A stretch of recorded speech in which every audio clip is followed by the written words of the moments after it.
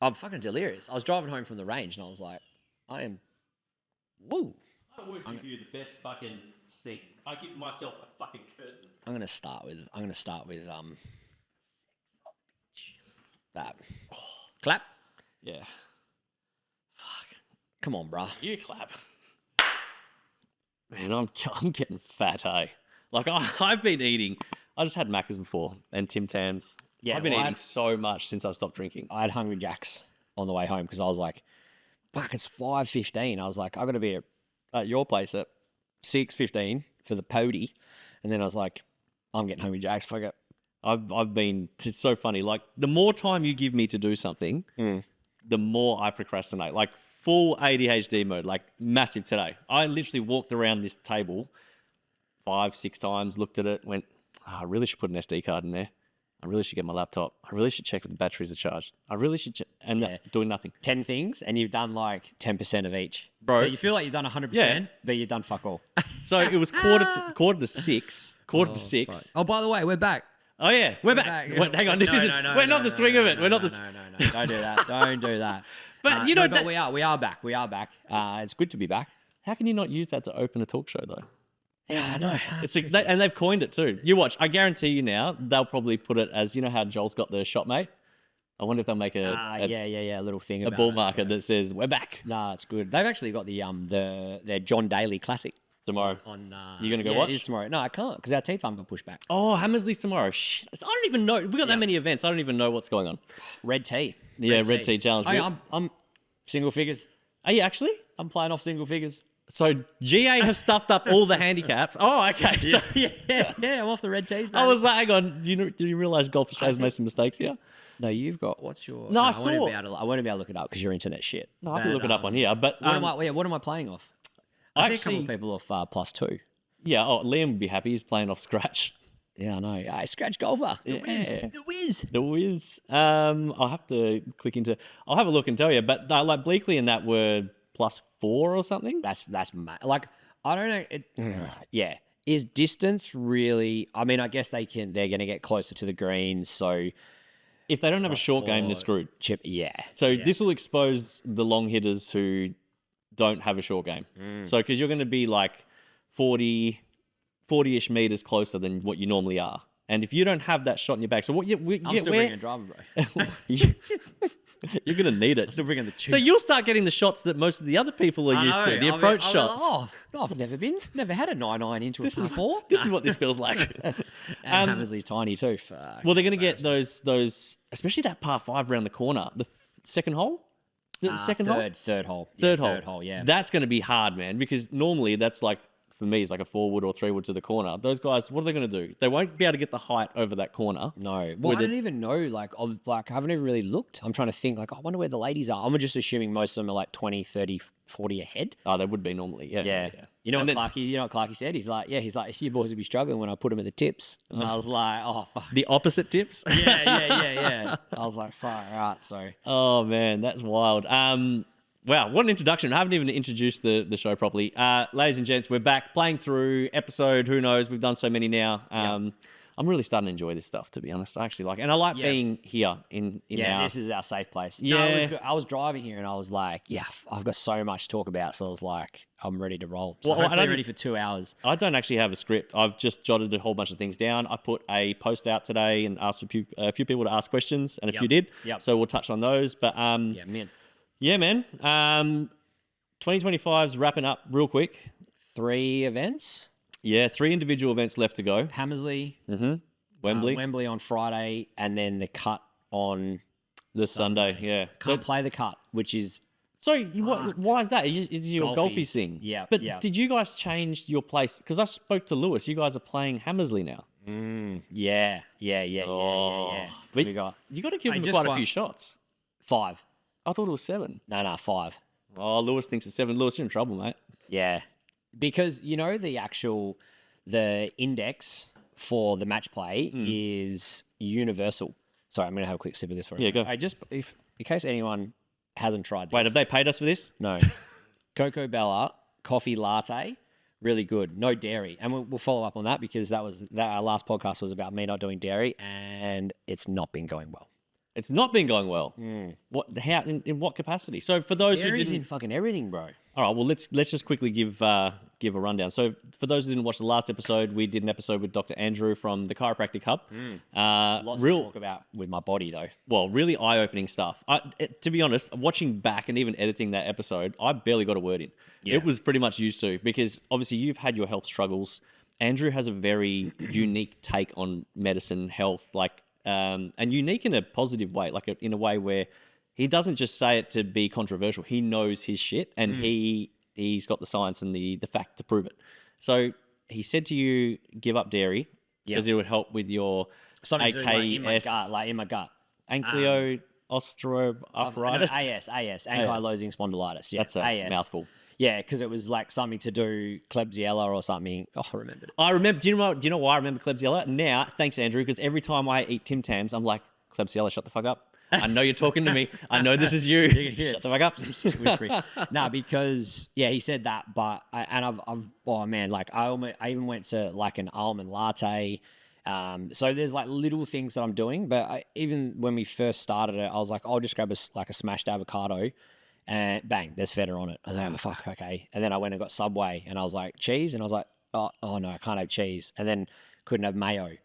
You know what I mean? Like, there's dairy in everything. So it's like there's sugar in everything. It's the same sort of thing. Yeah, so there's a point where I'm trying to do like the obvious things like milk, cheese. But yeah, it's hard, man. It's hard. But my body... Just eat grass, man. My body... You know it all day. Just eat grass. Actually, yeah, I got heaps of clippings. My body... Now, I don't know, like, I'm big on... like, I can't really know if I can say this, but like, when you used to party back in the day.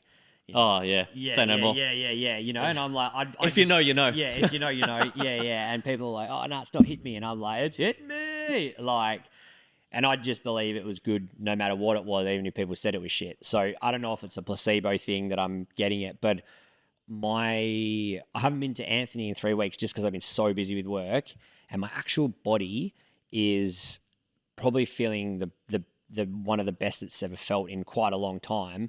I've got a few aches and pains in the top just because work's been so busy, and I haven't had my needles in there, but I've still been able to like get through work. I've been going to the range, and work's been like 10-hour long days, then working Saturdays and stuff like that. So it's really good, and not just me. Like, holy shit, he's got Tash in there too.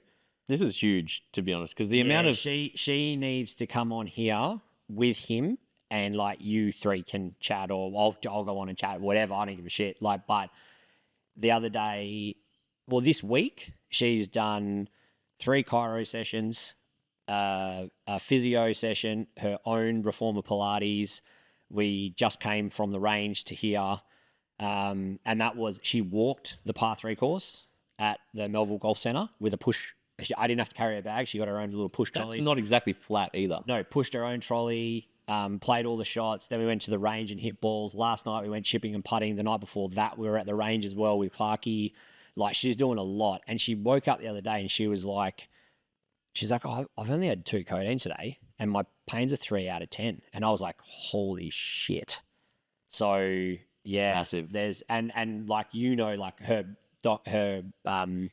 health journey has been like well documented on this show about like what's been happening and what's been going on, because we've been quite open and honest about it. And for that to be happening, we were driving down South Street before, and I was like, normally like you'd be at home right now and I'd be coming home from the range, then having a quick dinner, giving you a kiss, saying, all right, I've got to go. And she's like, yeah, I know. So it's like our lives are starting to like, and then there's been a lot building to this, but our lives are actually starting to change. That's so good, man. That's the whole point of it. Fucking crazy, bro. Like, yeah, even to the point where it's like, Alicia sent something through to our committee chat the other night about like, there's the calendar for next year, 2026 is like off its head. I'm sure you're going to speak about it later, but like there's lots of women's stuff happening, and I'm like, fuck, babe, like you'll be able to play these like 9-hole events. And she was like, yeah, she's like, I might even like be able to push a buggy, and like only 3 weeks when we were at Southern Swing. Yeah, it wasn't a month ago before she started getting manipulated and that. Like, she was like, oh, I have to have a cart. And now she's like walking the par 3 course.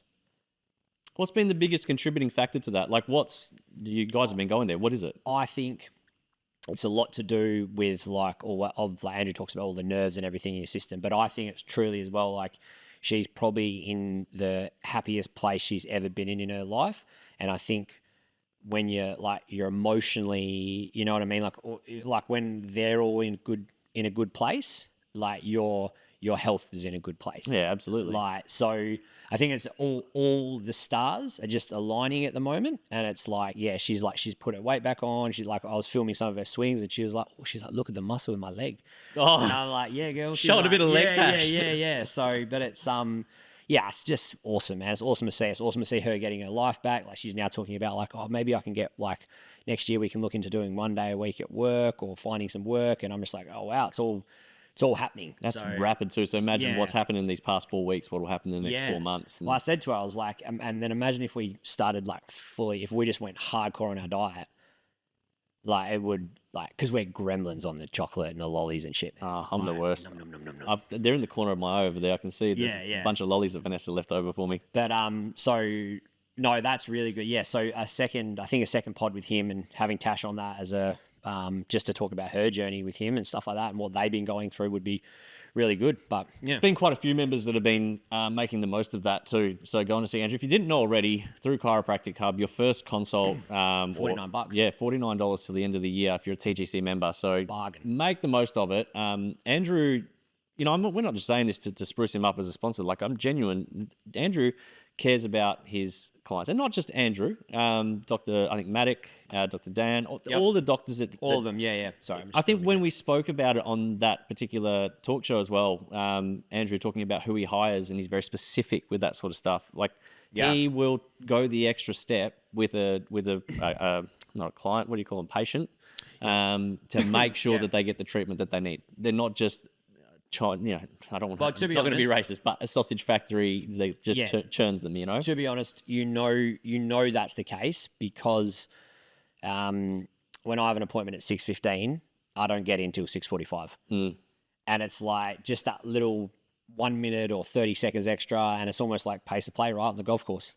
1 minute each hole, you're 18 minutes behind. Like, it's like once you see X amount of clients or patients, whatever, you can get behind, but it's not because we've overloaded the diary. It's because the care's there for just chatting about that. Like, prime example, Tash was going in for like my work. I was able to manipulate work and finish at 3:15, and Tash was already in there at 3, and they were like, yeah, no worries, just like link in with Tash, that'll be fine. Like, and that would have jumbled it and shuffled it, but it's like the care and the love that they have for their patients, that it's like, no, we'll make that work for you and do that. So, and it's good with their system as well, which I think is really good, is you can actually text and say, hey, are you running behind? So you don't rock up 5 minutes before your thing and go, fuck, I'm waiting here for 40 minutes, mate. Like, I could have, Yeah, my mother-in-law work or whatever. Like, my mother-in-law sees him, and she's just one of those people that's never late for anything. Like, trust me, she's there like half an hour before she has to be there. So you can imagine how long she waits. Yeah. But she knows as well. She knows Andrew's always going to be 30, 40 minutes, especially if you're like a later appointment. Yeah. But that's it's obviously he has the intent that he's going to be able to fix the patient within X amount of time. But like anything, our bodies are so technical and things change, right? So when you sit on the bed, and I know I've had it plenty of times where I've sat on the bed and go, oh, I've just got this niggle in my shoulder and it's a pinched nerve. Yeah. Goes through and goes, oh, but what about this rib? And what about this disc down the bottom? So what?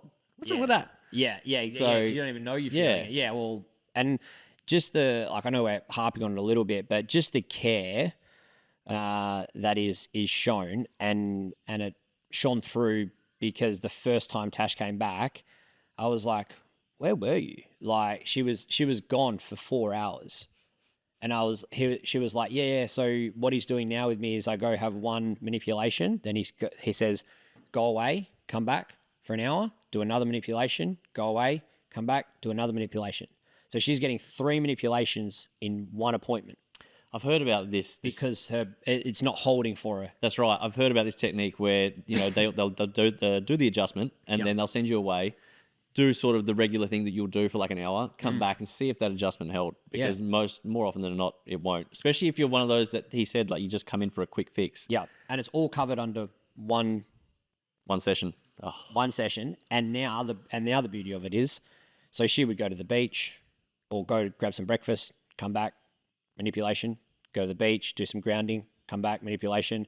And now she's like, I can't wait to go to the chiropractor. I want to get my neck she's like just has instant relief. But yeah, I mean, look, we're waffling on a bit, but yeah, Well, I mean, you know what? we have to because I don't know if you can feel it through the lens, but like Definitely. the passion for it is like, oh man, like I can feel it just sitting in front of you, mate. I think Drew Daly as well, when I saw him, he's had 3 spinal surgeries or something crazy. Oh, yeah, and he's when I cooked, spoke to yeah. him last, he's like, mate, those guys are phenomenal. And I did tell him, he's been to a number of chiros previously and same sort of thing. Like, let him down. Yeah, they're like, go get an x-ray, come see me for 10 weeks, and they don't fix anything. Yeah. Andrew, yeah, okay, they still have to do that because they have to know what they're up against. But Yeah. the care factor's way different. Clint, he's been down there, Clint Edwards. Crint. Yeah, Crint. Grumpy Golfer's Guide. If you haven't checked him out, check him out. I'll put a little thing down here. It's a fun watch. And Clint, keep it up. I know how much work goes into those things. Trust me, man. I know because I do all this stuff as well. Yeah. Keep it up, man. I like watching it. And more people need to see it. You're a good man. I like it. Anthony at High Performance Body Therapies deserves a shout too. His content's amazing. Have you seen what he's been doing lately? The mobile. Yeah, I know. On the back of cars, in subways, all over the place. Yeah, he's at the train station. He's like, what is it? Get back on track or something. You know like what? That. Yeah. Grabs your attention. Yeah, oh, definitely. You're not just going to scroll because you'll be like, oh shit. You're like, shit, is he going to fall? Yeah, what's going on? Yeah, so no, it's good. I think a lot of our sponsors are doing really good things. So Rec Lab, Trade Winds are coming on board. Trade Winds are awesome. We're going to do heaps of stuff with Trade Winds. We're going to do a couple of sundowners and stuff, I think, because Trade Winds, that rooftop. Have you been up there in the rooftop area? No, I haven't. Oh man, well, I might have once. It's mint. We'll do something there. Oh, you know what I forgot? My fucking whiteboard. Oh, My TGC. I'm glad that you did. I'm glad. So 100 Club, last slice. A lot of you don't know. Hang on, just before I go to the 100 Club, we'll stay on sponsors for 1 second. Yeah. Steve at the Golf Club Co. has recently come on board, if you haven't noticed already as well. 2026 is going to be big for him. We were going to do a Sim Series league for him, but we tested out the Sim Series, not where we want it to be just yet. We're going to do a lot more work on that next year. So the Golf Club Co. will be the naming rights sponsor for the Major Series of 2026. Okay. So next year is going to be a little bit different with the Major Series. There will be a Major Series champion. So out of those 4 rounds, whoever racked up the most points just in those 4 majors will be the Golf Club Co. Major Series champion. Cool. So we've never done that before. Nice. We've just done, it just rewards how well you play in the big ones. in the big ones, yeah. Bigger field. Big-time player. Championship course, all that little bit more. So you will still have the Golf Club Co. as the series sponsor, but there'll be individual sponsors for those as well. We've got packages available. They're on our website. I'll throw a link in the show notes and down here as well. If you're willing or want to sponsor, want to get some visibility for your business, get involved, get in touch with us. We'd love to showcase We'll be your getting business. in touch with you. Yeah, I Big think focus on media next year as well. You would have seen some 3, 4, 5 media stuff. There's some things we're dabbling in next year that we're just going to blow up. We're trying to be as visible as possible. What does that mean again? That 3, 4, 5? So it's funny because I had a lot of golfers ask me what the 3, 4, 5 is. I know what it means. I just want to stir you up. Well, there's a lot of that actually don't. And like Dave from Big Rigs, he's a golfer. He didn't even see it, but look, fair enough. He's a busy man. Yeah. But the 3 with the circle, everyone knows that's a birdie. The 4, that's a par, and the 5, that's a bogey. I probably should have put a double square because I saw Joshy is like, that's where I live. Yeah. That's where I live. Back to Hammersley. Yes. And golfies. Yeah. So what's the story there? So we what's this thing called? Triangle? No, the handicap, the match index. So they got to give us 5. No, we got to give them 5. Oh, okay. So in our first match was 2. We beat Amir and Sammy. We had to give them 5. We got 5 again. So, but we've worked out our first shot hole is hole 4 every time. So we've got our little checklist of like where we need to be after 3 holes. But 3 holes, like Hammersley narrow. Obviously, it's Clarkey. Clarkey knows it fairly well. Very well. So, That's like a disadvantage. So it's your home game. Yeah, so we've chosen. You get to choose. You can't really argue, can you? Well, you're getting to that stage now where it's quite important. So we had a couple on the cards. We were either going to go to Mount Lawley or Araluen. Ooh, Araleuen's tough. Yeah, but same again. Like Clarkey is like, it's quite funny actually though, because everyone's like, oh, fucking, how are his shoulders? Like, you're just a backpack. And I was like, mate, like, you actually ask him, like, we actually ham and egg it, like, fucking well. And especially now because the format with golf is not like your first player, like your worst player always hits first. You can't do that. Like, if you take your drive, you have to hit first. and then the next whoever shot you take, they have to hit first. So if he hits a drive and we take his drive, it's then he hits into the green, I hit second. I like that. Yeah, so it puts more like pressure, and we got to take 8 tee shots.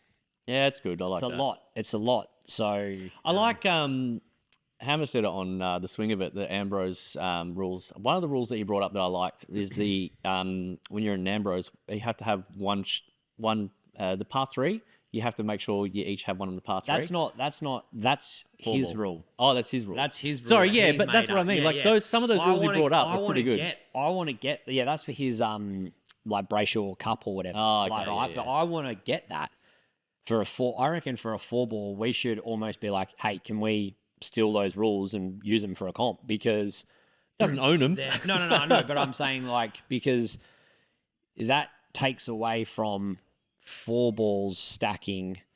You know, like because it's important. High handicappers and shit like that. Like everyone has to take a par 3. I reckon that's great. I like the pre-nominated holes as well. I think there was one where you pre-nominate a player. You'd be like hole 5, or what the first par 5, you have to take the tee shot. There's a few different ways to make 4-ball a little bit more competitive. I do like the playoff idea at the end too, where the 2 top teams play off against each other. Yeah, because so it's not like someone wins by 14 shots. Or something like that. No, I like that. But no, massive stuff with like Hammersley, golfies. So tomorrow's bloody Ambrose, man. Like, because I never know where my game is. Yeah, tomorrow's a good. Well, playing with Clark is very calming. You always feel like you're in control. If that makes some sort of sense. I would say I've played with Clark in groups with Clark, and I've played against Clark. And it's not that he's always in control. It's that he's never in trouble. It doesn't matter where he is never in trouble. I've seen him with some hairy shots, right? And in our match play in Denmark, there was some times where I'm like, thank God, I finally got a hole. And he gets up and down out of the most stupidest place. Yeah, I know. And you just stand there like, well, this isn't fair. Yeah. You're not allowed to be this good. But your mentality, right, in match play is like they're always going to make it. You got to have that. So if they do, then it's like, okay. I'm sorry, but when you're behind a tree with no line to the flag and you still get up and down, no, there's no, he's going to make it. No. He's a pro, man. You know that, right? I think it was at Melville. He was literally behind a tree on hole 12. I think it was 12 or 13. Literally behind a tree. And I'm like, oh, I got him on this one. Nope. Slung it around this tree on the index one hole of the course and put it to probably about maybe 5 or 6 foot. Yeah. And I was like, how do you beat this guy? Melville's a tough deck too, I think. It's tough. It's really coming into its own lately. Actually, speaking of, need to congratulate Geordie Lloyd, Mark Ganaway, and Warwick Lord. They're current members of ours who have now upgraded, and they're members at Melville Golf Club now. So they've joined as members there. Well, I almost joined with them. Oh man, good on them, because it's a great. I love that club. I'm a member there, so I'm always going to say it's good. But I do actually love that club. Lots of things happening there. Lots of things changing, and this is one of the things I love about TGC. We are 10 of them that signed up. Holy hell! Did Fraser sign up too? I'm not sure. I've only seen because what people don't know is when you change clubs. So if you're ever going to change clubs, you want to go to Future Golf, you want to go to PGN, whatever. You don't need to make up a story. Try hide it. Yeah. We know. We see it. So if you've got a handicap with us and a golf link or a golf ID with us, we have to release it to that club. So for us, look, our product's not for everyone. That's fair enough. Yeah. So, but don't feel like you have to hide it. If you feel like you want to go try somewhere else, that's fine. And this is one of the things, like when you go to the private club scene, like I'm big on making sure that people are ready to step into that scene. They know the rules, they know the etiquette, they know what's expected. And the beauty of it too is I know that those guys have played a lot of those clubs, like the top clubs in the area. So they've had a chance to try it out without having to pay for a membership.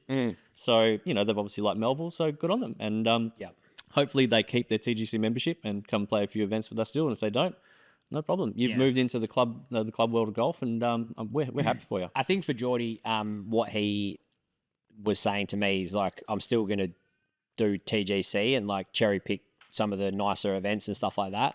But what's happened recently for him is because he's had a newborn or he's got a young kid, like you'll book golf in and then wake up on that Sunday morning and the missus is sick. Oh mate, I know. And it's like fuck you, Geordie. I feel you, brother. Yeah. I feel you. And so he wants a bit more flexibility that he can be like, oh, I finished work early on a Friday, I'm going to go play golf. not because I've got to wait for a TGC event to happen. You know what I mean? So yeah, I understand it. And not everyone. It's like the flexibility. It's like the guys who, a lot of people on the social golf thing on Facebook, like they write on there and people tag us. Oh, join Golf Collective, and it's like, oh cool, we'll have a look, see what they want. And it's like, yeah, I just want to, like, I'm FIFO, I want to play midweek, and I'm like, it's not for us. Not because you're not a like good person or anything like that. It's just that's not our product right now. Something that I think, like, I don't even think that I'm particularly interested in going down there. I don't know how you feel about it, but probably not somewhere. I'm more, and I know I've been quite vocal about this lately, like I want to build more community and build more on, you know, having something to look forward to. And I always say it too, like they're like, oh, you're trying to take on PGN, you're trying to take on... No, we're our own product. Like we do things our own way. And there's, you know... I think if you actually look at it, when we first started, they try to become us in a way. There was a couple of things that were copied and stuff like that. Look, I don't want to get... I don't want to get controversial. And I think it's one of those things... Competition is healthy, right? And I think having good... If you get copied, you must be doing something right. I'm going to play devil's advocate, and we've probably copied elements of their setup too. Yeah, right? There are things... It's really hard to not... Mate, it's like when people make a friggin' Instagram, and people are like, oh, you're just copying the content. What's in the bag? It's really... What do you mean? Yeah, Everyone's done it. Everyone's done it. Like all the people putting up the course vlogs now, everyone's doing it. Yeah. It's really hard to not copy, but... Make it unique, make it your own, which they've done really well. I hope one day we do it just as well, and we do it, you know, we have our own thing that we're building. And we're definitely more event-based, we're definitely more community-based. Well, this is interesting, right? So let me ask you, because this is a good little segue. So I'm on a tee box, I'm at a random golf course, I'm waiting at the tee box, people walk up to me, yo, what's the bag, mate? What's the bag tag? What's this? What's that? Oh, it's a golf company. Like I run with a friend. Oh, what's it about? I was like PGN, and I'm like, oh, not really. Like we're a little bit different. Bang, go. Tell me. Yeah. What are we? We're different in the sense where we're event focused. We don't do daily competitions, so we allow everyone to put in social rounds and all the rest of it. So you play where you want. You're not. I don't want to say force. Yeah, you're not pigeonholed into you have to play Collier on a Tuesday between this time. You can play Collier on a Tuesday at that time if you want with your friends. You're not going to play against 30 other people from the club because that's just not the way we're structured. And to be honest, PGN are doing a really good job of it. Why do we need to get involved? Yeah. Like, I'm happy staying where we are and what we're doing. And even still, like, to even be in the same conversation, like, for me, I feel like, hey, that's good. Like, well, we're 10 years behind. Massively. And their membership's huge. Yeah. But I'm not even focused around any of that. Do you know what I mean? Yeah. You know, when people, and I've done it often on social media, they're like, oh, which one's better, PGN or TGC? And I'm like, but you can't. You know, we're not in the same category. So you pick what you want. If you want daily competitions, you want to just be able to go, I just want to go play around today and I want to play with a bunch of random people. Go to PGN. Go be a member there because that's what they do. Yes, they have their events too, but I feel like their model is definitely more the daily comps and getting as many of their members on the course as possible. We're trying to get all collectively, all of us, Future Golf, TGC, SGA, all of us are just trying to get more people playing golf. Yeah. My focus is community and events. Yeah. Right. I love turning up to an event and having the feeling of meaning, having the feeling of people wanting to be there, having the feeling of knowing that people have trained during the week and using the word trained. Like, you know, you look at our Ryder Cup and all that sort of stuff. And you know, other clubs have got that same sort of feel to a degree, but I don't think they quite have what we have. Yeah. I think there's a lot more meaning. Like, I don't know if that's the right sort of word to use, but it's like, I feel like there's more passion around sort of like what we're doing, and it's building now. And it's like almost, it's gone from like, there was 15 to like 20 regulars that would come to the events. And then it's gone to like 50, then it's gone to like 25. Now it's at 30. Now there's 40. Like you look at like the leaderboard, like I know that you've got in front of you on the lappy. There's probably around like 50 odd that like rotate through events, and it's like, it is like a family. And this is why Tash says to me, she's like, oh, you're on your phone all the time, like really texting, rah, rah, rah. I was like, I'm just talking to like Lewis, and Hugo texts me, and I like, they know he's just played around at Caramar, and you know, like, but they're wanting to talk to you and chat with you, and like, and Yeah, you're not you've even got at the that. golf course. Yeah. You're away from the golf course. But oh, hey mate, how's your weekend been? Or what are you up to? Like Kurt Cramery, it was his birthday today. Hey, Oh, mate, happy birthday, Kurt. Yeah, happy birthday, big fella. But and he messaged me. He was like, hopefully for my birthday we get a royal lockout on the weekend. And I'm like, yeah, go fuck yourself. no. But it's just those sort of things, like Ricky Diaz reached out to me. He did. He reached out to me too yesterday morning, I think, or this morning. Yeah. I don't know, days of blur. But we're really tight in a way. Obviously, he used to be my neighbour, but he's moved away now. He's up in Ellenbrook. But he just messaged me and was like, all right, hit me. He's like, 3 things that you're grateful for. Yeah, same thing. See? Yeah, he's a good egg. Right? He's a good egg. 100% he's a good egg. And it's like, it's those things, even that message that got sent to me that I posted, like, thanks so much for everything you do for TGC and us members. Like, we know we might come across naggy and annoying and stuff like that, but it's like, that's why we do it, man. We do it because we want to put on these awesome events and we want you to feel, and I think sometimes I piss off like other people who, not piss off, probably annoy or whatever, but like, I'll probably not, but they give me stick for it. But like your keys and your gibbos, and I'm like, boy, it's a massive event. Like, it's going to be so good. And the only reason I say is because I'm so fucking proud of what we're doing. And like how people, like you Peter Brown and Russell Brown, like you see those guys, they're like, I want another podcast, one of this. I'm like, oh fuck, people want to hear us. Like they want to. I know. I wish we had more time to do this. I know, right? And it's only on a small scale, but I just feel like that needle's just.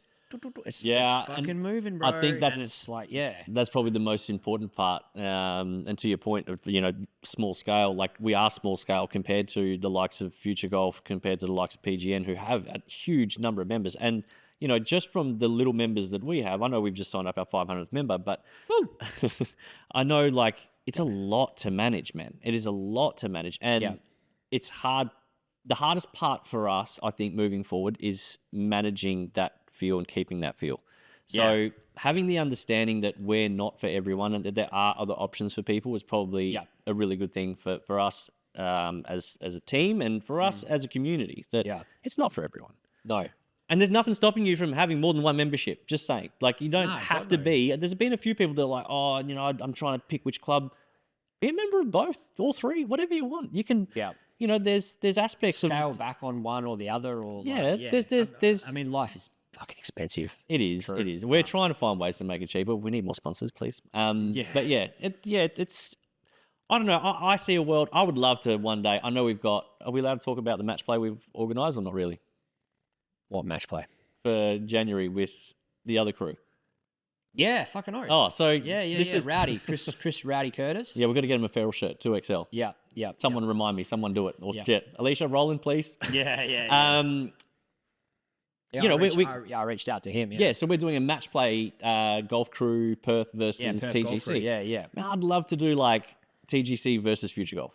I'd love to do TGC versus Future Golf PGN. I'd love to do all 4. Like, can we have like some sort of battle? Well, there's some mad stuff. Like, I mean, YouTube golf's now like sort of like taking over a bit as well. But like, you look at this like internet invitational, and it's like, man, like imagine something like that, like a massive day, and it's like Gosnells would be a league for it, or I don't know. Like, I got to be honest. I think looking at if the shoe was if I was on the other side, sorry. I'd be. You can't help but think like, I got to think of the business side here. Like, what about our members? Like, I know from our side, and we'd never have any intent to like.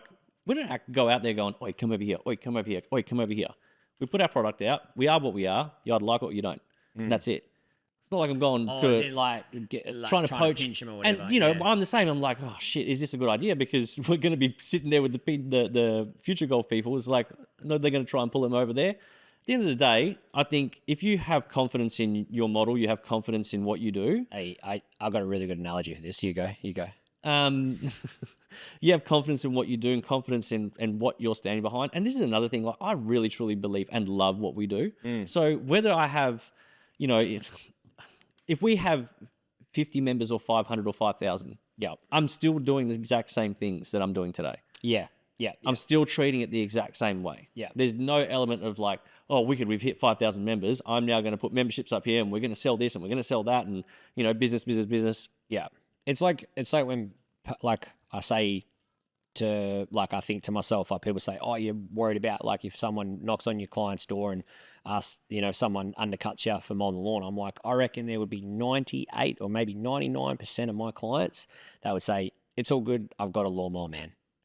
Not because of, yes, like, I cut a lawn and I do a good job, but, like, after a while, everyone can cut a lawn and do a good job, right? It's rinse, repeat. But it's because of the personal side that I know that their daughters are in swimming, or that, like, Marg and Terry are, like, love the Eagles, but they've jumped on the Collingwood bandwagon because of me. And there's all these little things, and it's like, and you meet people and you connect with them, and I know that this guy loves golf and all, like, so it's that, and that's what I feel our, like, TGC is, like, our committee and people who work behind the scenes, like, that's what we are to our members. We're not just, and because we're at all the events and we're doing all these things, like, it's the connection is so real. Oh, and I love it. I think, I don't know. I think I've been around business for so long, and I see the things people get worried about, and I understand why people get nervous on doing certain things. But competition is healthy. Like, look at what we do with our events. Yes, there are some that take the competitiveness to another level. Yes, the banter does get a little bit borderline next level. Does it ever? But competition's healthy. But all of a sudden, someone who probably wasn't going to practice next week goes and practices. Yeah. All of a sudden, someone who's like, my business is doing fine the way it is, I'm not going to change it. They go and change something because they're like, oh, hang on, I want to keep up with the times. I want to grow with how everybody else is growing. It's not a stealing thing or anything like that. Well, it's like what you said at the start, right? Like, and I'll be, like, truthful and brutally honest here. When we started doing stuff and then PGN copied it, I was pissed off. And then you can't say copy. It was like, well, whatever, like, did it, but whatever, I don't care. I've said it now, bleep it, don't bleep it, keep it in, right?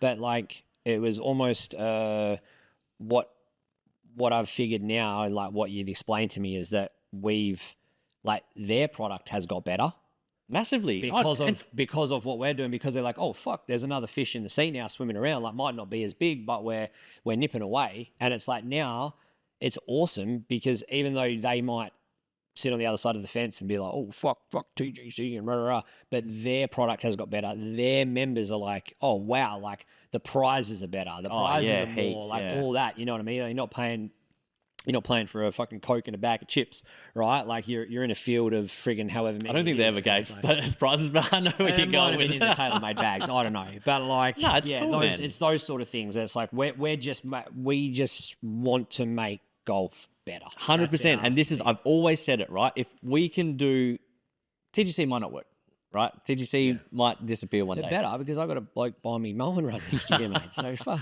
But what I've always said is, regardless of where it goes, whether it disappears or it grows, as long as we've helped move the needle to a positive space, like put it somewhere where members want it to be, put it somewhere where the community wants it to be. Yeah, we've done our bit. Yeah. And I'm not saying anyone's done a bad job. I'm not saying Future Golf or all that stuff have done a bad job. I'm just saying that sometimes when competition pops up, you can either look at it as competition, you can disregard it, you can look at it any way you want. But that's not a bad thing. No. Because sometimes you need that excuse to revisit your business model or to revisit your community model, whatever it is. Yeah, figure it out. And then go, hey, have we been doing this wrong, or have we just become complacent? And I don't think that they've ever done that. I think that they're that big. They just grow without even thinking. And credit to them to be doing it as long as they have. 13 years, yeah. Well, longer than that, because they had, I think it was the Miners, or there was another social club that they had originally. No, that's 13 total now. Was it? It was like 3 years of the Miners. Well, between them, Future Golf, and I think they're the two big ones. Future Golf been doing it 20 years since it's been Gen Y and all the rest of it. Yep. Like, you got to have a pretty good model to last 5 years, let alone 13 or 20. Yep. So credit to them. Yep. Now let's set up a match play. Let's set up a club v club. Come on. Yeah. Come on. They're scared. Do you know why they're scared? Because our average handicap level for our Division 1 players and all that sort of stuff is higher. So don't be scared. Everyone's got handicaps for a reason. Come on. It's lucky I'm not in Div 1. It's not a gross competition. Handicap competition. Let's do it. Let's do it, Let's do it. And if you want to do a gross one, We can put a few, put Clarky out there, put Daisy. Yeah. Paulie Muse, we'll fly you back. We'll fly you back. I will literally, Paul, if you're listening, I will put you on the plane tomorrow, brother. We'll fly you back, dog. But yeah, no, I would love to see a little bit more. I don't know, just maybe the social scene being a little bit more rounded. I know there's like a public. Is there a public pennants? I seen like social golf pennants or something. No idea. I seen it pop up somewhere. I was like, should get involved in that. I want to talk about my Raw Frio footage. My gimblet. Come on, man. What do you call it? A gimblet. Gimblet. Gimblet. Gimblet. Right? This is the biggest struggle I have with you, right? I could be deadly, if I was good at media. We are Australia's #1 online golfing community. That is how we market ourselves. Online community. And you run around a golf course with a whiteboard selling numbers that's not attached to anything. And I'm lucky that I got involved in that because you would still be running around with a whiteboard. I'd have all the cash in my pocket. You would you would bump up against something, a rug or whatever it is, wipe a number off and go, oh shit, whose was that? You should, yeah. No, I would have written it down. Bro, when I saw the whiteboard, when I saw that photo, honestly, I remember stopping. I just literally stopped what I was doing and went, this needs my full attention. Yeah. Is this a good segue into the 100 Club? It is. Yeah. It is. Yeah. So now you have your whiteboard because I like the novelty side of it. Yeah, but it's good because people can see it. Yeah, it's great. What's that? Yeah, it's wicked. But I'm a control freak, so I have to know who bought what number and all the rest of it. So now there's your whiteboard has a QR code attached to it somewhere. I'm hoping.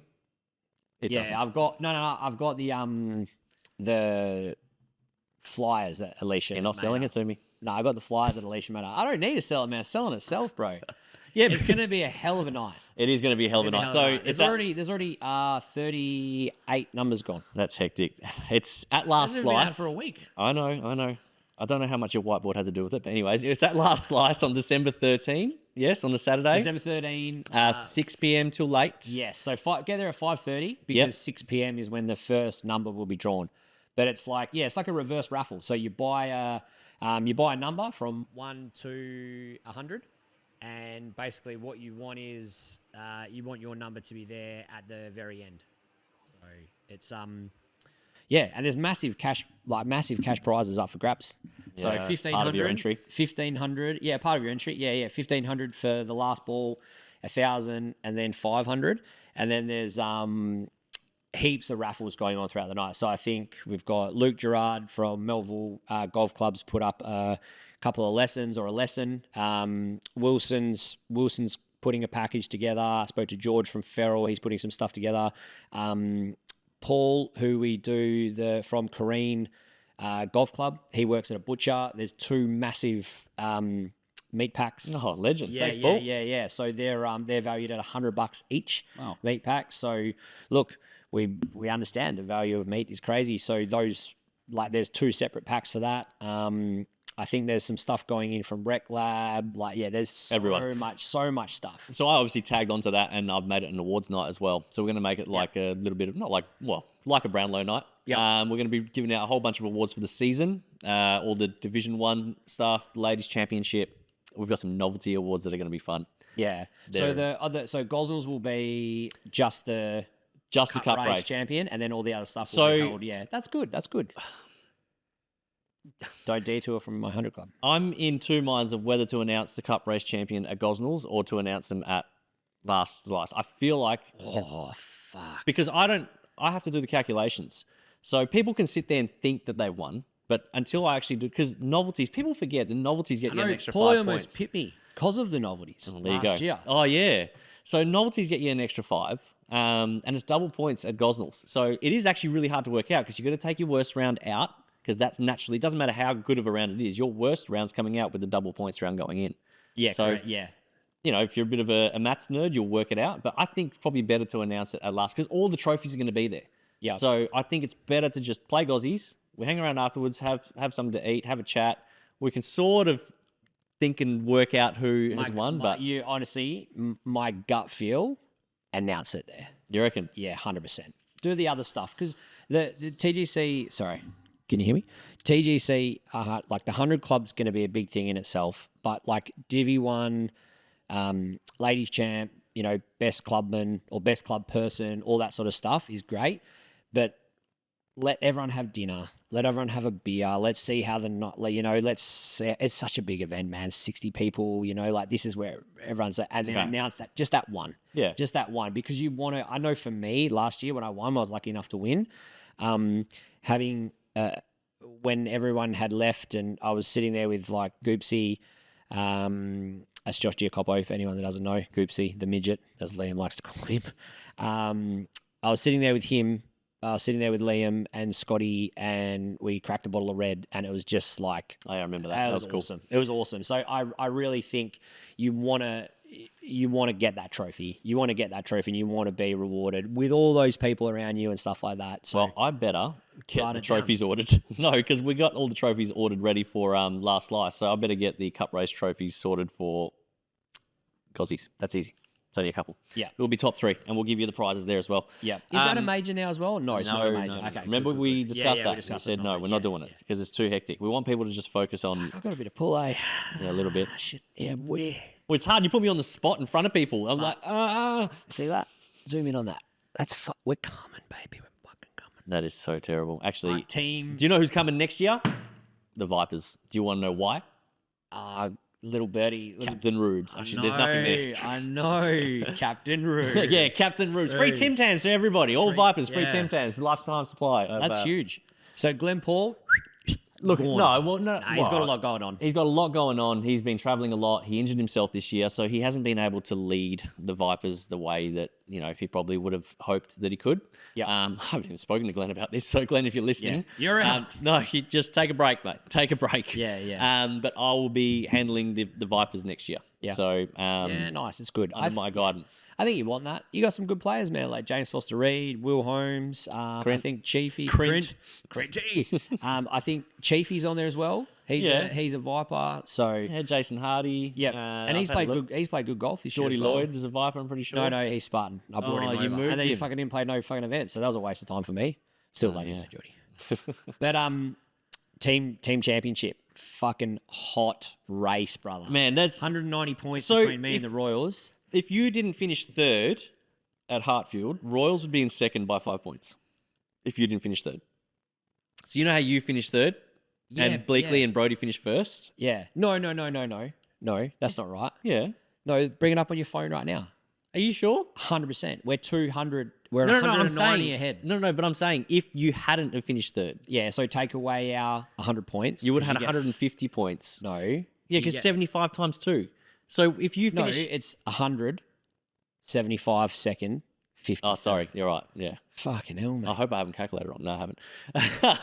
Yeah, so if you take away our 100, which is our double points, we'd only be 90 in front. But instead, we're 190. I don't know where I got my maths from. Yeah, but anyways, when you were texting me that, I was like, what the fuck's this guy on? I was like, have another Dexy, dog. Oh, gosh. Have another Tim Tam. Drugs are bad. Have another Tim Tam.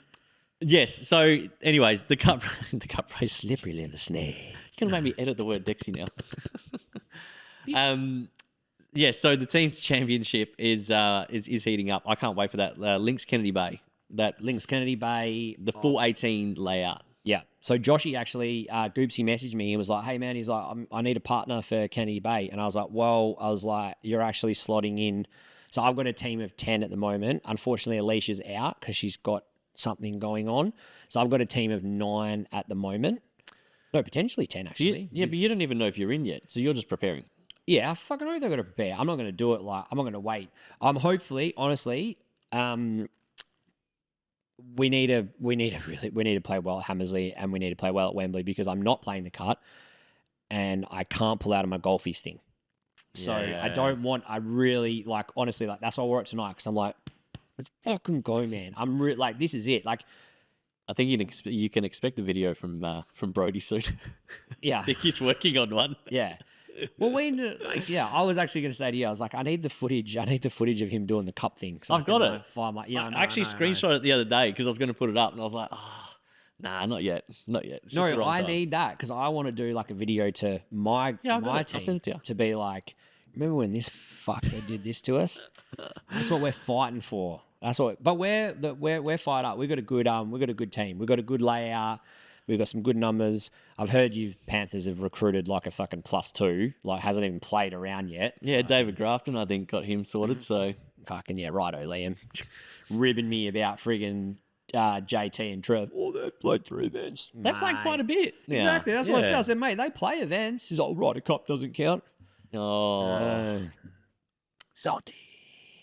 Liam, I'm still a Panther, so yeah, we're miles ahead. Let's just he's he's a locked, right? Yeah. That's in. That's been done for a month. And credit where credit's due. He's actually captained well. He has. He's led from the front. Like he might not chirp as much as I do or whatever. I mean, he does chirp, but it's shit chirp. But he comes in and he gets the points when he needs to. Exactly. Let's the golf do the talking. The handicaps move really well, but also he's been backed up massively from Blair Robinson sitting second. Peter Brown. She's Royals. She's Royals. She's helped Brody massively.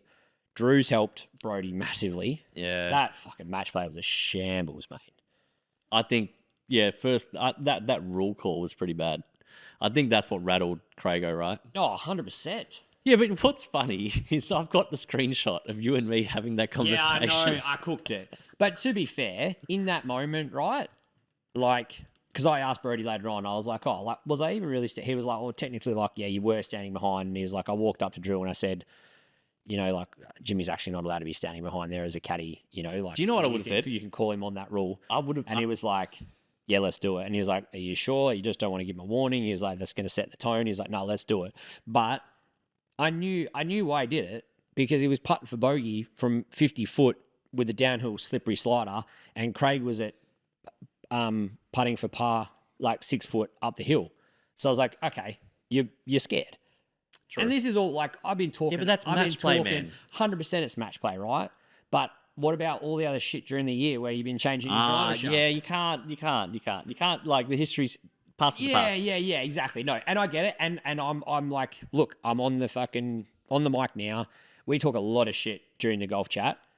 He's had an incredible year, and I'll give it to you, mate. You've had a fucking great year. You played really well, and turns up when he needs to. You did the rule, and it fucking rattled him. Hardcore. Right? I've said this to you before, right? Match play, it's all about nuggies, it's all about rules. It's the way it is. I would have probably have said, no, I wasn't. If he'd said you were standing behind, I would have said, no, I wasn't. Let's get a second opinion. Oh, there's nobody here. I wasn't standing behind him. Yeah, exactly. So, but anyway, look, that's on the spot, and I was a little bit taken back because I'd literally run from the car park to the first tee. Yeah. Just rattled. Yeah, I was a little bit rattled, and I was like, oh, okay, all right, they're going to play like that. And then, it sort of flowed on from there. And then obviously Craig coming off the appendix, hadn't hit a ball in 10 weeks and all that sort of stuff. But look, Drew's played good golf. He didn't, I wouldn't say, there was some putts that he made that were good, some holes that he put pressure on. But that was more of Craig losing that than Drew winning. I think Craig came out and openly said it too, that he did not play well. Yeah. He played like a fucking busted ass. But hopefully he's in there's a team of 10, so he wants a bit of redemption. So hopefully we can make the team championship and he can come back and play well. So to the team championship point. But I still love you, Drew Daly. I still love you. I want you to know that. There's no... Yeah, won't be loving him at Links Kennedy back. There's no love loss. He won't be there. What do you mean? What if they get in? It'll be Panthers versus us. You don't know that yet.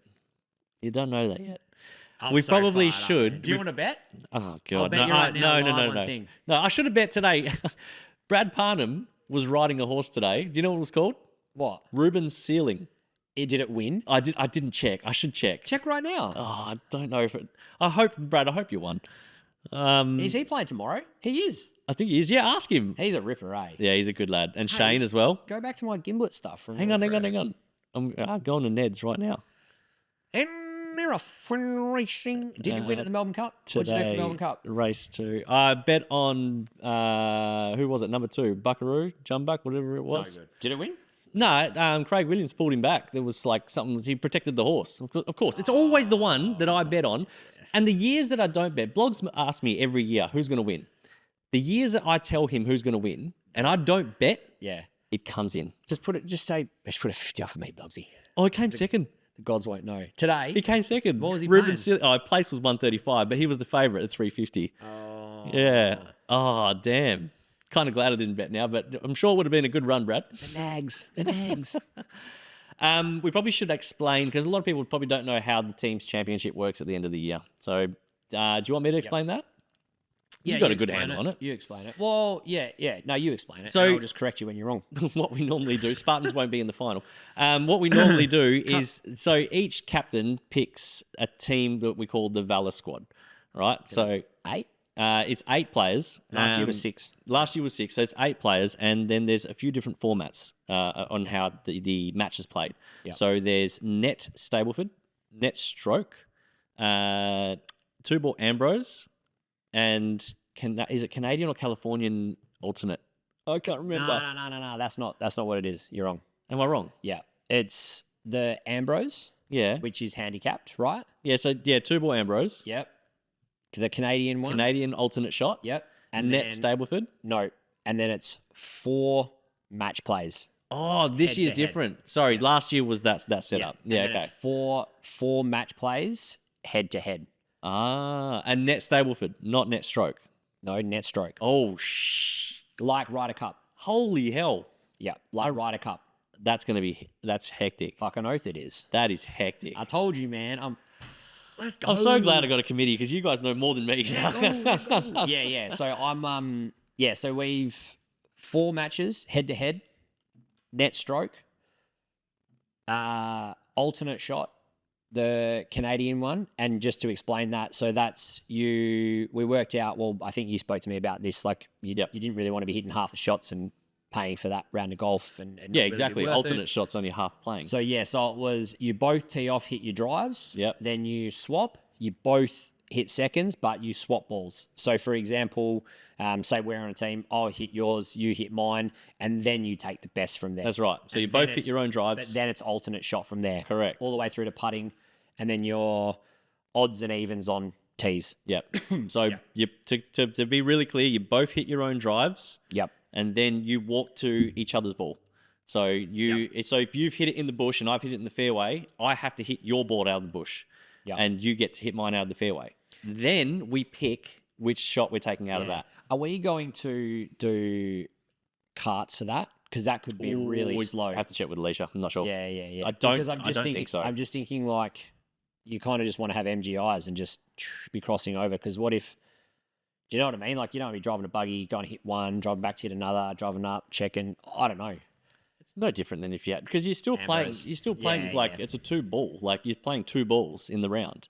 It's just you're hitting the other person's instead. Yeah, true. it's the So same it's still a 4. Yeah, You're still yeah. hitting 4 balls. Really yeah. good format. I think once you play it, you understand it. It's really good fun. Yeah, and then the Ambrose one. Yeah. Which again is that'll be a combined handicap, and it'll be handicap where you have to give a shot.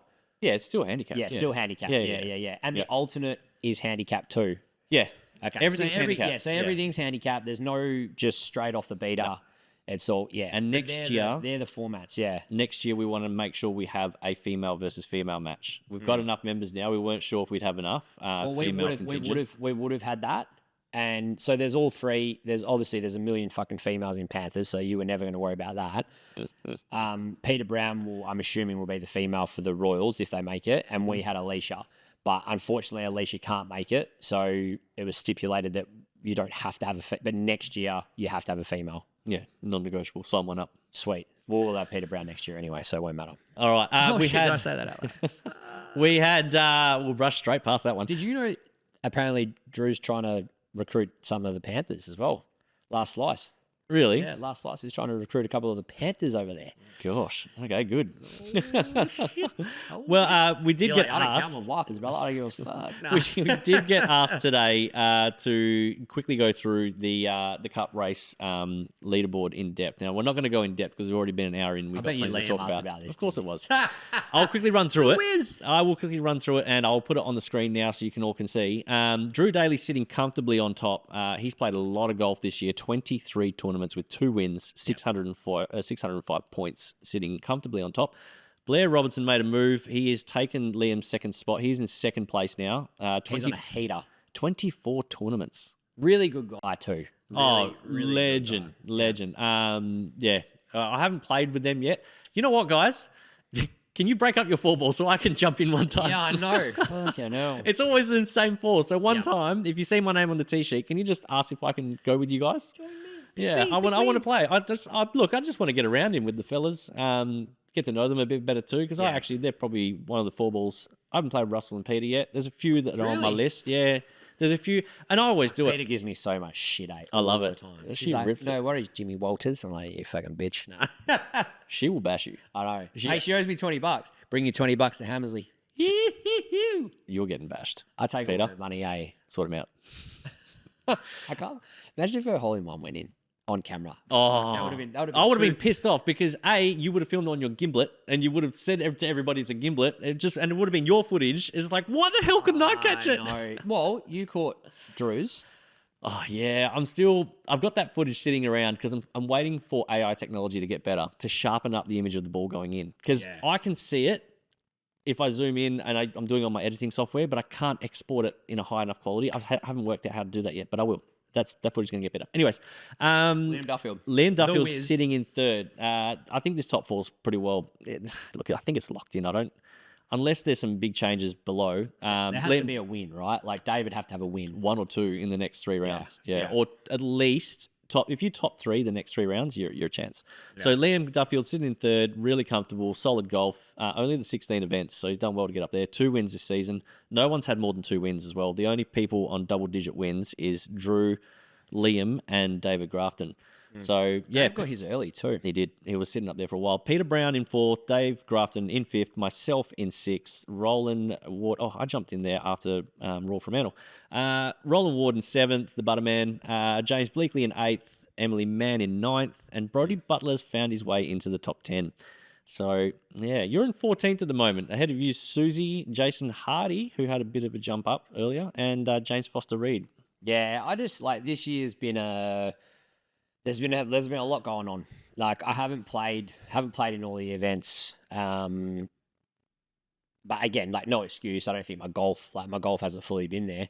But then when I've had a chance to strike, like if you ever look at my thing, it's like 5th, 6th, 5th, 7th, 6th, 5th. Are you looking at it now? Yeah.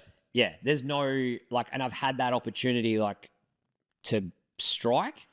And just one hole's cost me, or like couple of hole like runs cost me, and You could be a dark horse, man, if you put in a really good showing in the next 2 events. I know, that's what I mean. I pretty much have to win the next 2 and then go out and win Gosnells. So it's like 3. Doable. It's Tiger Woods shit. Lots can happen. But then again, I'm ready for Gozzies, and I know Gozzies really well. And I was at Gozzies the other night practicing just on the chipping green and that with Tash, and holy fuck, she looks so good, man. She's going to be purring by the time, like hole 14, the longish par 3. Like if you hit that past the pin, good luck trying to stop that putt. Oh, wow. Yeah. It's like, yeah, I'm going to get him as well. I'm going to get him to put the pin right at the front. Oh, wow. Right at the front. I love Gozzies, man. We were there a couple of weeks ago. Yeah. I don't know. Something about the track. I like it. They look after it really well. I like what they've done behind the 9th tee box now, where they've taken that bush away. It's opened it right up. But behind the 9th, the par 3. Oh yeah, the 8th, yeah, the long par 4, and then you've got that bush is gone now. Yeah, they've taken that, like it's opened it right up. It looks so nice. There's water on the course. Mooka was saying that there's water in places that shouldn't be. Yeah. They've had to actually pump water out. 12 was out of play for ages. That's right. Yeah, 12 was out of play for ages. So yeah, cup race. Still is. Look, if you're sitting in that top 4 and you think that once you've made Gosnells you're comfortable. No one's got enough points to be comfortable. Realistically, anyone in the top 8, even the top 10, if they win or top 3 Gosnells and you're sitting in the top 10 and you don't even get any points, you won't win. Because what's the scoring format? You have to be in the top 20? So top 20 are the only ones that get points. Yep. And so if there's 60 people playing, only the top 20 get points. Yeah, so first starts at 100 and then it goes down to 91, 83. It staggers its way down. Yeah, okay. Yeah. And then participation points, you get an extra participation point per event. You get 20 participation points for majors. So yeah, this is not a major though. It's not. The Division 1, I think Bleakley, he asked me about it. Liam can't be caught because he made all these points in majors. So there's no more majors coming up. Yeah. So they're loaded with their 6 rounds because Div 1's so small. Yeah. Everyone's had good rounds, but the people that Liam's won Div 1. There's no way you can lose. No. You don't. There is no authenticity behind that clap whatsoever. No, there is. There is not. It's the only. Well, you might win the TG Cup race. And I am rooting for you for that because you've had a good year. But actually, I reckon there's a few people that I'd like to see win that, to be honest. Anyone in that top 4 or top 8 is deserving. I'd actually love to see PB win it. Yeah, it would be Got cool. a special bond with her this year. And she's played some great golf. Yeah. And also as well, I think being a female in such a male-dominated sport, like, is pretty, like, she's been up getting a lot of awards lately, and it's good to see. Too many. And stuff like that. But she took home a bloody trailer load. But what was I saying? Fuck, forgot. We've gone on a lot about the TGC stuff because there's so much going on. But we did get a question too. Goopsy actually was the one, Josh Giacopo. He asked this question. He wants to know about our roots in golf and how we started. Is that an authentic fucking question? Yeah. We've spoke about this, haven't we? I'll go mine. I don't think we actually have, because I know, and if we did, it was a very, very long time ago in our first episode. Before you do that, I'm going to change the batteries in this. Give us a sec, guys. This will quickly edit, and we'll be back talking about how we got into golf. I'm going to quickly check my fantasy NBA site. Yeah, you go for it. Alrighty. New drink. We are... Mount Franklin. We're back on Mount Franklin, yeah. Passion fruit. Cheers. Cheers, mate. Oh, I don't know. We're back. Jesus. Right, we're back. Not sponsored. Would like to be. It's so hard to not say we're back. I feel like I know we've been talking about copying tonight, but what else are you supposed to say? We're here. We have returned. We've returned. We've returned to another episode of Playing Through. To the Late Late Show. Yeah, with David Letterman. Oh, gosh. No, we're talking about Goopsy. And so Goopsy wanted to know roots of golf and how we started. So go on. I actually don't think we've asked this, and if we did, I forgot. Well, I started because of my knee. Like, I busted my knee and then wasn't doing anything. And then one of the boys, Azza, how old were you? Now, I think probably 25. Mm-hmm. 25. How old are you now? 35. Still a baby. Yeah. So 10 year fucking oath, man. I'm a baby for sure. And my skin's been getting better too. Tash bought me these Korean beauty products. Fucking have a look at him. We are so bad at staying on topic. Segue. No. But no, so what were we talking about? Oh my gosh. No. Golf roots. How'd you get into golf? Knee injured, 25 years old. Yep. So couldn't go back to footy. Still had that dog in me, you know, that competitive edge. And then one of my mates, Azza, said, and Keegs as well, like they played golf and were like pretty keen golfers, and they were like, "Oh, come out for a bash." So I was like, "Oh, okay, yeah, no worries." So used Dad's clubs, liked it, like played this dirty slice, like 50, like started to work out. If I aim 50 meters left, it'll land in the middle of the fairway. Got myself down to a 13 handicap doing that. Wow. Yeah. One ended up joining this social group like Woodsman, and won a championship. Won one of their titles doing that. So, and then decided, well, not decided, but started to play. As I started to play other courses, like I bought my own clubs, obviously, and like got my set of Cougars and all that. And then as I started to play other courses, I realised, well, not Everest Whaleback, and some par fours are long. Mm-hmm. Mm-hmm. So if you hit a 175 metre slice, you might find the middle of the fairway. Or there's trees that are like right in front of you. I know, you've got a draw hole and you're like, what the hell am I supposed to do with this? Like, what's a draw? No. So, but that was my sort of journey. And then developed through there. And far out. It's gone from like join their social group that they were in, and then ended up helping run that. When a few of those major guys left, like Benny Haywood, that's how I met like Benny Haywood and Julian? All those. Jules, yeah. So I met Julian. Yeah. Julian. Oh, mate, I love Julian, eh? King Julian. Yeah, right. So even you know King Julian. So it's like, and then gone from, was with Woodsman, and then was like trying to help them run Woodsman. Things sort of like shat the bed there. And then me and Cody were having a beer at bloody, last local, and he was like, mate, if you want to do something, you got to do it yourself. Because similar to you, like a bit of a control freak, like in that aspect. Now I realise you're a lot more of a control freak than me, but I've loosened the reins, allowed you to take over. But yeah, then started Golf Bandits, and then Golf Bandits flowed into this, and here we are 10 years later from my golf journey. Crazy, doing a bloody talk show. And then where's it going next? I don't know. Hopefully somewhere special, mate. So, but yeah, as long as we get to keep playing golf, that's exactly. probably the downside that I've had lately with all this is I've played so little golf. And I know people are like, oh, you need to play more. It's actually by choice. I'm actually preferring to not play at the moment. I'm preferring to capture the footage of people playing. I'm preferring to enjoy the events from the outside. I'm preferring setting them up. I'm enjoying that more at the moment. And you know why? So I made that choice as well on after we did Southern Swing. I was like, you know what? I was like, Monday is just not going to be enjoyable. It was a bonus that it was pissing rain. That made the choice a little bit easier because I just played in it at Dunsborough on the Sunday. Mm-hmm. But I was like, oh no, you know what? I'm going to go down. I won't be there to set up, but I'm going to go down. I didn't realize I was going to get on the gimblet, but I was like, Gimbal. on the gimbal. Yeah, no, it'll always be called a gimblet. Just like, James Foster Reed. Like, I didn't know his name was hyphen like Foster Reed. I thought it was like James Robinson something, right? And when I first met him, I was at Murray Park, and I was like, Robbo. And after like 5 holes, he goes, why the fuck are you calling me Robbo, man? And I was like, isn't your last name like got Robinson in it? He's like, no. He's like, Foster Reed. And I was like, oh. He's like, nah, call me Moose. And I was like, nah, bruh, you're called Robbo. So yeah, it'll be called a gimblet from now on, all right? But yeah, I really enjoyed doing that. And you know why? Because there's no pressure.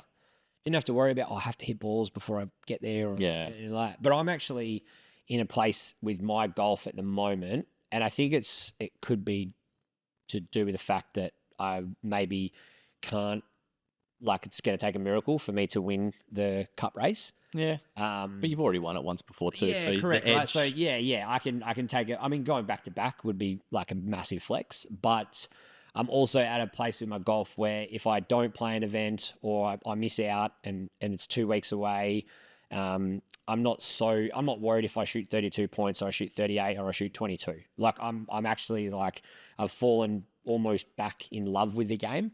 And I think also what's helping me is, I know we're digressing a bit here from the question, but to see how Tash is loving the game and like wanting to grind her swing and all that, like I'm almost like, when you have kids, like when you say you have kids and then it's like a whole nother love, and then you do Christmas and you're like, oh, I love Christmas now because of the kids, and I love Easter and I love Halloween, because you live I'm almost living golf again from the start vicariously through Tash. That's so good. So I'm kind of like, I'm in a spot with the game now where I'm just like, I'm in love with it. And we're going really well. Like TGC's going well. Like things are good. Like life's just good. So I think but I'm in a good spot with me golf. But yeah, that's my sort of, I guess, journey. And all has a positive effect. 10 years later, like I said, we're here, mate. So yeah. Crazy, eh? Well, I don't know what I'd be doing without it. So it's, Yeah, I wouldn't change it. I wouldn't change it for the world. Yeah, I'm the ACL same. and all that. No, I'm the same. I think regardless of where my golf's at the moment and all the rest, I know I played well at Royal Freo, but I actually got pissed off that I played well, because the events where I spend all week practicing, you know what, like to put everything in to play well, and I just don't. 32 points. Yeah, I just don't play well enough. And then to jump in last minute in the last group with Drew and Bleakley and a new member Paul,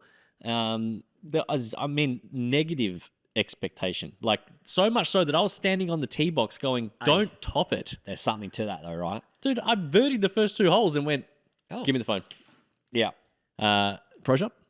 Yeah. What's the course record? And yeah. And then I remember Paul saying on the 3rd hole, he's like, oh man, this is going to be your day. I was like, no, this is bad luck, because Drew Daly did this down south and got the Naga twice. Yeah, far out. But I think there's something to that. Like the expectation. Yeah. Like if you roll in, like that's like, so we're going to Hammersley tomorrow, and I'm not putting any pressure on myself to hit balls. If I get a chance to hit balls, I will, because you have to book the bays and all that. Yeah. So I'm hoping Clarkie will have a little snicky off the side for me. Yeah. But I'm like just going to do the registration desk, check in with people, hopefully sell a couple of numbers on my whiteboard, and then I'm just going to rock up to the tee. Maybe I have a few putts, whatever. If I do hit some balls, I hit some balls, but not be like, oh, fuck, I didn't hit balls. I'm not feeling well. Where's my driver going? Like, I'm just going to go in, and if you play well, you play well. If you don't, it's still at the end of the world. I think anyone no one would follow my scorecards. Why would you do that? But if anyone did, Liam probably has. Maybe.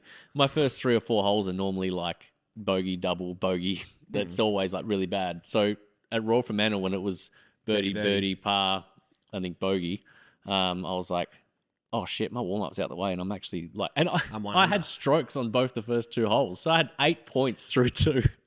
Fuck. Did you start on 1? Yeah. One's a tough hole. Yeah, it is. Yeah. It is. What did you hit in? Because obviously you got your driveway. A 4-iron. Yeah. You hit a 4-iron Yeah. in? I hit a 4-iron. What'd you hit off the tee? What did I hit? 3 Driver. wood. No, I hit driver, but it You hit the chief. it went into the rough on the left and it was sitting down. So I was like, I think I remember it was 6-iron to the green, like distance wise. Yeah. And then I was like, I'm not going to get this out of this rough because it's going to come out dead. You could just see the way it was sitting. Yeah. So I was like, I wonder if I just hit a 4 really hard and just move it up into that mouth of the green. Yeah, and then it just kicks up and like feeds in. Bro, it came out like this nice little fucking Ron Chopper stinger. Came out, full sting it out there, but it had spin and it stopped 5 foot from the hole. Oh, wow. So I was like, money. Yeah, and then I was like, all right. Do you think putting's your strongest? Oh, the lab putter does all the work, man. That's not me. But why? Why is that like...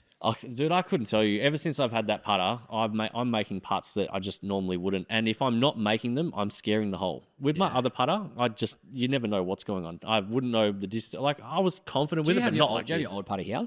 It's at work. I can't use it anymore. I was gonna say, I'm gonna take it home because I just want to put something new in the bag. Yeah, you can use it. I don't care. The lab's insane, man. But I want weight. I want weight. I think that one's a little head heavy compared to that. But yeah. No, I actually got annoyed. I was like, why do I have to play well when I don't practice? Because I want the reward of like you trained, you practiced, and then you have 41. Yeah, 41, 76 off the stick, and Blair Robinson got me 42 What's points. your how do you feel about that? Because you're playing off a 7 and he's off a 20. So like, are you? Because I'm not annoyed at all. Exactly right. Because I'm not one of those. I'm not one of those people. I'm like you look at me and you're like, you're off 13. If I play well, I could easily have 41, 42. Because I know I can go out and break 80 and I could have a day, right?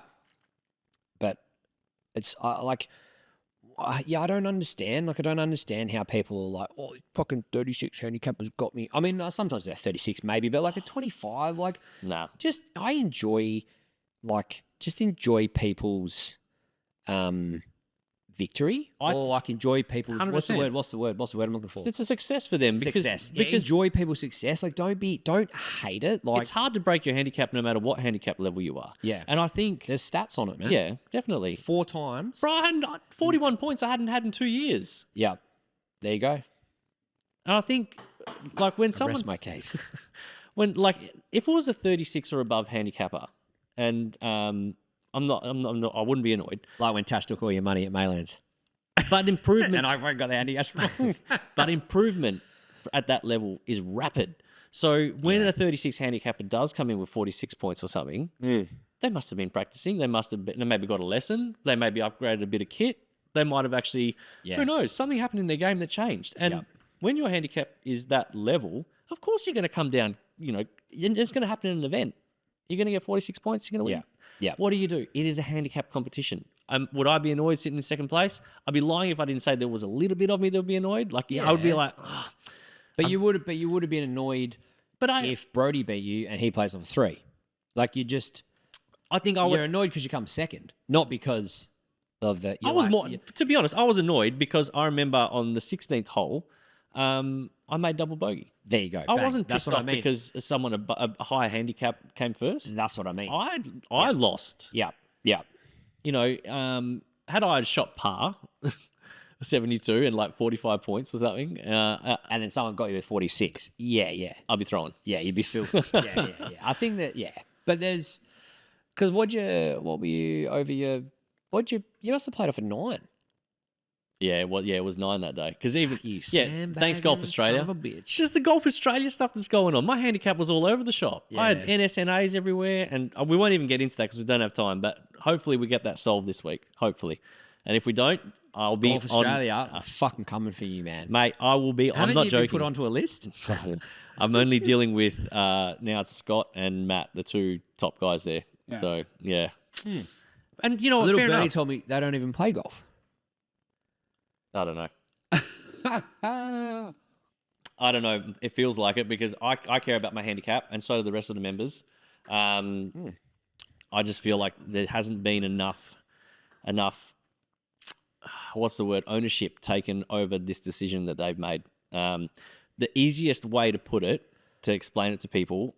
Golf Australia, Listen as well, because it's hard explaining this when people message me. So I'm going to try and explain it in a very easy, simple analogy. Golf Australia had GolfLink, which was a really old car, right? An old HX Kingswood that got you from A to B. You knew how to start it. You knew how to start it when shit was broken. Like if it didn't start in a cold morning, you knew it would be fine. Like the analogy of if something was wrong, it was easy to fix. And you knew where everything was because there wasn't a lot to that car. Yeah. And it was a good car. Did the job. Everyone liked it. Yep. Didn't cost a lot of money, but it's old.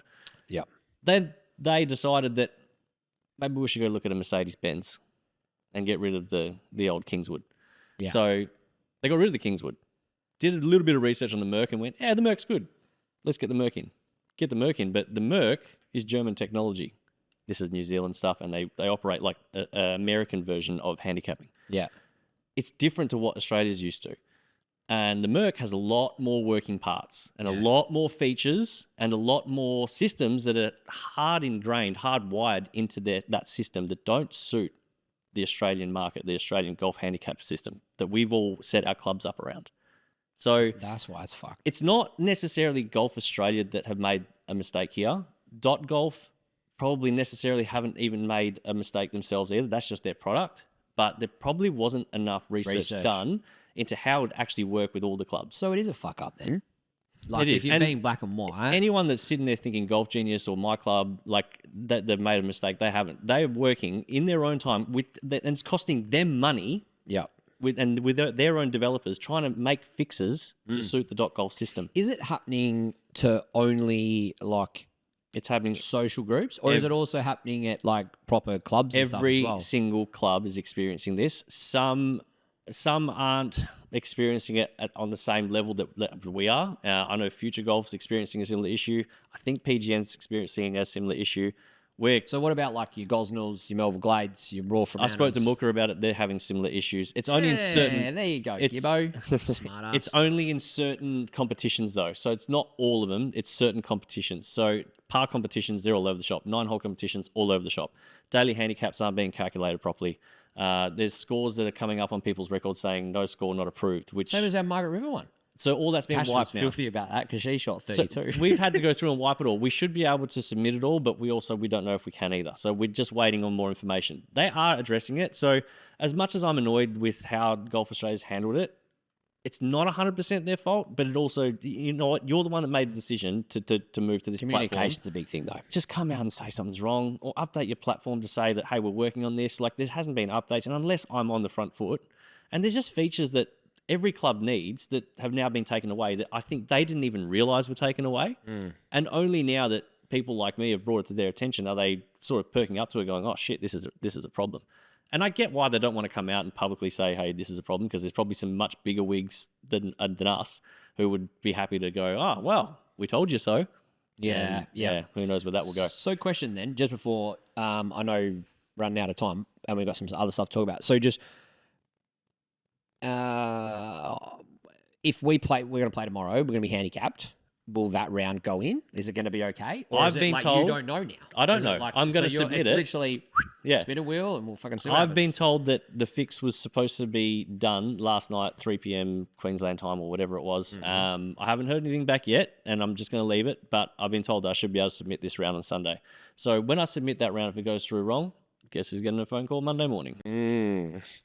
I won't call you Monday. The squeaky wheel gets the grease, and motherfucker, I can squeak like one, like you'd never seen before. Yeah. But yeah, I know we digressed. We've really got to wrap this up. Hour and a half. I've got to put these kids to bed. Josh, I'll answer your question on my behalf. So roots in golf. I got into golf purely from being embarrassed playing golf. So I used to play some high level soccer.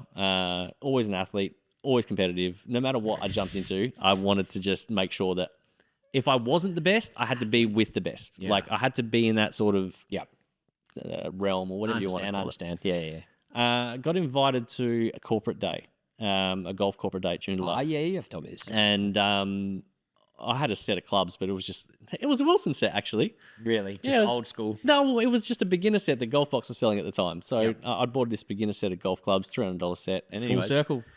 Yeah, how funny. Full circle. So yeah, I got invited to this corporate event and went, how hard can golf be? Far out. It's a little white ball and a stick. Like, must be, I've hit hockey balls and all whatever. Yeah. I'm good. I'll be fine. Went out there and, mate, I don't think I'd ever been so embarrassed in my life. And the worst thing was I got paired up with 2 other people from the motor vehicle industry who are not competitors. They're just another panel shop. And one was a 2 handicap. The other one was a 3. Oh, shit. Yeah, okay. And of course, they're walking around all like, Yeah, it's just out. You know, I've hit some shots and just like really, I really embarrassed myself. Yeah, it was pretty bad. And they were like, you know, like what I do today, and I know they genuinely mean it or meant it. I know that now. At the time, I was like, don't belittle me. They're like, hey, it's only your first time. It's all good. Don't stress. Just have fun. And I'm like, no, yeah, go away. Just because you can hit a ball. Yeah. And then, fully embarrassed myself. And then from that day, I was like, oh, golf's my bitch now. Yeah. I'm going to be a golfer. And golf is still Mate, your bitch. So bad. Man, I remember for 2 years of my life. Your golf's bitch, let's be honest. For 2 years of my life, all I cared about was golf. I couldn't give a shit about anything else. It was how do I get better and how do I get better fast? And I'm still waiting for the day to see those 2 guys' names on a tee sheet because I want to play with them and be like, I'm going to beat your ass now. How good, eh? Oh, because I want to do it and hit some shots and go, told you. How do you like me now? Yeah. How many years have you been playing then? So I'm 10. Probably... I've got it probably since like 25, but I definitely took it seriously from 30. So what am I, 40 next year? So 10. Yeah, same. Yeah. But I dabbled before, but it was like at 30 when that happened, I was like... Yeah. When did you like notice your, like when you hit singles, like what was your biggest, like... Short game, man. Yeah. Short game and course management. Yeah. I've already got great course management. So it's just... And when I say short game, my short game is rubbish with wedges. Short game is in putter. You got to learn to putt. You got to make that's putts. fine. Yeah. So I think look out for me because I reckon I'll be singles by the end of the year. If you can control your driver, have what's well, when I say control, bring your dispersion in. So you're not losing them on another fairway. If you can bring your driver dispersion in, and you can putt, you can be singles. So they're the only 2 things, in my opinion, that you need. No, I think you need to be able to chip because even if you hit it, sometimes even if you hit a fairway and your second's rubbish and you're in a pot or you're short, like to be able to chip to get it close, to get up and down, or just guarantee yourself a bogey. If I had to narrow it down to 2, though, like the chip's Putting. not going to score you. The putter is. Yeah. You know what I mean? Yeah, make it putt. And your second shot's always easier from the fairway. So driver and putter, if you had to just practice on something and grind something to get to singles, practice those 2 things. Yeah. In between all that, practice course management. Understand that not every hole is a driver hole. Not every hole you have to go hard. When you're short, it is. Play, you know what, man? I still do it today. I watched it at Royal Fremantle, right? Bleakley, Paul, Drew, all went for the green. Bleakley just missed the green. The other 2, they hit it into the bush. Both of them wiped the hole from memory. I'm pretty sure they wiped the hole. If not, it was bogey or double. Is this the hole where I picked up the gimbal? I think it is. Just after that, right? I hit 5-iron to the middle. Yeah. I wedged in and then 2-putt for par. Easiest par of my life. And that's just course management. I could have gone the green. I could have gone the driver because I hit a draw. So I could have just put it up there, got to the front of the green because it wasn't that long. No, yeah. No, So- you were talking about hole 6. The 6 par or 5. five? Down, No, yeah, we caught up at 6, the par 5. I'm talking about the short par 4, the dog leg. Oh, the real dogleg left. Yes, where everyone goes for the green. You just hit down the corner. I hit down to the corner. I played my wedge in and I 2-putted for my par. Yeah. Smart. Stress-free golf. Boring golf. Yeah. But guess what? You score. Yeah. 41 points, baby. Yeah, mate. All right, we're going to have to wrap this up because I need to put my kids to bed. But, ladies and gents, we have got some upcoming events look, they're all sold out, I'm afraid. They're all waitlisted. Get on that wait list. Next year is going to be huge. We didn't get to touch on next year, but we have got, off the top of my head, 62 events booked. Wait, I'll find it. It is a lot of events. We're putting a focus on 9-hole ladies events too. Yep. Junior golf's going to be huge. We've got a junior event next Saturday. If you want to be a part of that with you and your child, head down to Lake Claremont. Give us an email. Alicia will chuck you onto the tee sheet. That's going to be a lot of fun. I've got it here. 2026. Yep. We've got 49 different events, 62 total, 5 twilight, 3 junior events, all 4 rounds. So, wow. So that's actually 12. There'll be 12 junior events in total. 4 parent and kid events, 11 ladies only 9-hole events. This is one to look out for. I'll be coming down just to help manage them. But that's ladies going to only, be no management. I'll put a wig on. They don't want to see and you. a skirt. No, And your whiteboard. Yeah, I'll bring you on my whiteboard. That can be the leaderboard. But yeah, that's going to be insane. And then Alicia's already working on 2027. So Good on her. And we could have. No, I won't say it. No, don't. So do not. We already said last year didn't happen. I need to give a big shout out to Alicia, by the way. She is actually currently the heartbeat of TGC. Alicia, thank you so much for everything you do. And I know I speak on behalf of Jimmy, myself, the rest of the crew, all the members. You are doing an incredible job. Keep it up. TGC would not be where it is today without the likes of you. As well. Yep. It is all the committee. Benji, I do need to put a big emphasis on Alicia because she works 24 hours a day. Though. Oh, it's crazy, man. She's insane. I'll send a message at like 11:20, bang, reply. I'll wake up at like 5 o'clock for work, send a message, bang, reply. She does not muck around. Roland doing a great job. Benj, Susie, yourself. Yep. I think everyone deserves credit. We're only going to take TGC to bigger and better places. It's going to be 2026 is going to be such a good year. I can feel it. It's just going to be the year that TGC establishes itself. And people will finally understand what we are. Yeah. I love that. I've got two, just quickly. We're signing off? We are signing off. Okay, I'm going to do my... we won't worry about gratefuls because I feel like we've said them. Actually, no, I will do my gratefuls. I'm going to do I'll quickly roll them off what I spoke to... where's my main man? Ricky Diaz. Ricky Diaz, yeah. So he messaged... I think this is pretty cool, right? So he messaged me and he was like, 3 things you're grateful for. My old man, who just turned 65 on Tuesday. Shout out, Jimbo Senior. Happy birthday, Mr. W. A lot of our members and stuff like that know him. I think you've met Dad, and just a ripping guy. My best mate, so love him to death. Came out today, helped me with a garden job. 65 years old, smashed out 4 hours, unbelievable. The TGC members and community this season has been awesome, and next year is going to be absolutely wild. And then also Tash, because her resilience through her disability and health battle is inspiring, and she is now coming out the other side, which is unbelievable. So, and I'm just going to read his out because I think this is really, really important. I know we're going over time, but this is really important. His gratefuls are, I'm grateful for myself. I'm grateful for how present I am towards my family. And I'm grateful for turning into my version of a man. Good on him. And I think it says a lot about yourself to be able to... so... Love that. Good on you, Ricky. You want to whip me one out, or are you good?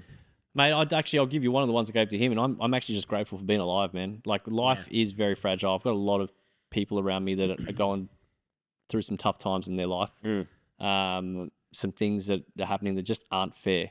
Yeah. And life is mean. It's brutal. I think just being grateful for being present and being alive. This life's very special. I think we've got to take every moment and it's and short run with too, it. man. It is, man. Short. Like, I'm halfway to 80. I'm halfway to 80. I know. You're halfway through. I'm living my life in 3 good quarters, and you're at half time right now. Gosh, you're eating the oranges, eating the lollies. There's still plenty of life left. All right, I'm going to sign you off with my quote, as we always do. I've got 2. There's some crackers here. I'm just going to go for this one. I'm going to save this one for the next one.